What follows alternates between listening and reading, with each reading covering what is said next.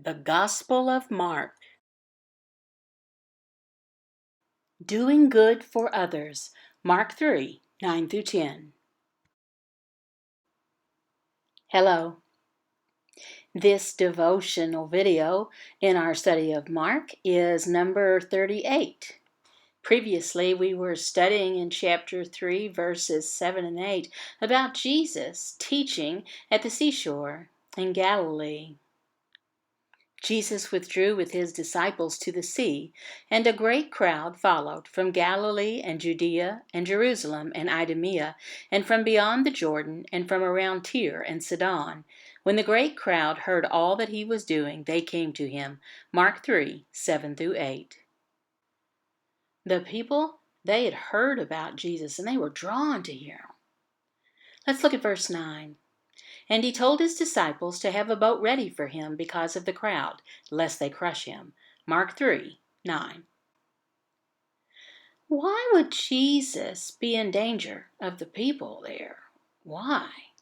Well, many of the people could crush him because they were drawn to him, so he had to keep backing up. So Jesus told his disciples, he said, get ready a boat in the water. That way the people could stay and hear him, and he could get on the boat and be safe.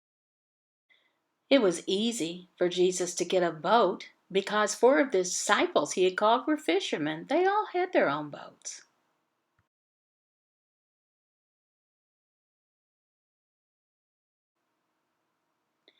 Jesus, he didn't want to leave the people. No, he was happy to be with them. But he needed also to be safe. He needed to be in a safe place. He was teaching them, and it was important for him to keep himself safe. It was the right thing to do. And why is that? Because he needed to continue on with his life and be able to minister. Some pastors out there, they have a glass wall around them. It's bulletproof so no one can shoot them. And some have bodyguards. Is that wrong? No, it's not wrong. They would be foolish to say, well, I don't need any protection. God's going to protect me. I have faith in God. That's silly. They would be putting God to the test, and that's a sin. The devil told Jesus to jump off from the pinnacle of the roof, and he said, angels, they'll protect you from falling and hurting yourself. Jesus, he answered, no, you should not put the Lord your God to the test. And Jesus answered him, it is said, you shall not put the Lord your God to the test. Luke 4, 12. Now let's go to the next verse, verse 10. Jesus healed many people.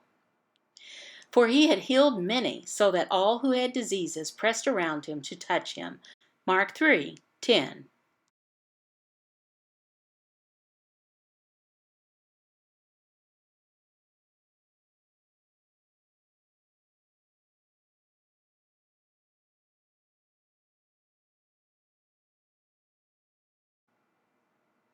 Why did Jesus heal so many people? Why?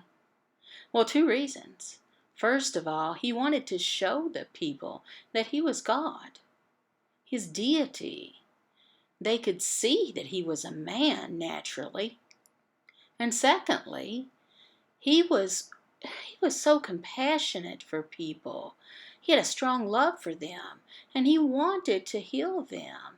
He wanted to show his love for them. We can copy Jesus.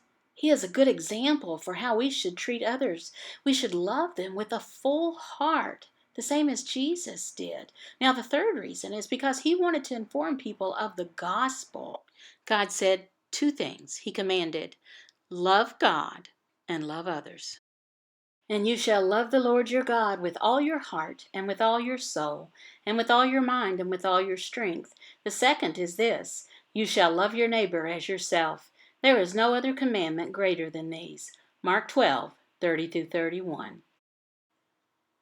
Secondly, God commands that we tell others about the gospel. Go therefore, and make disciples of all nations, baptizing them in the name of the Father, and of the Son, and of the Holy Spirit. Matthew 28, 19. Coram Deo.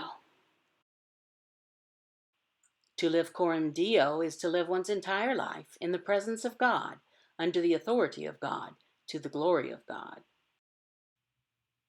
Everyday Breadcrumbs, Devotional Studies for the Deaf by Brad and Tammy Schaaf.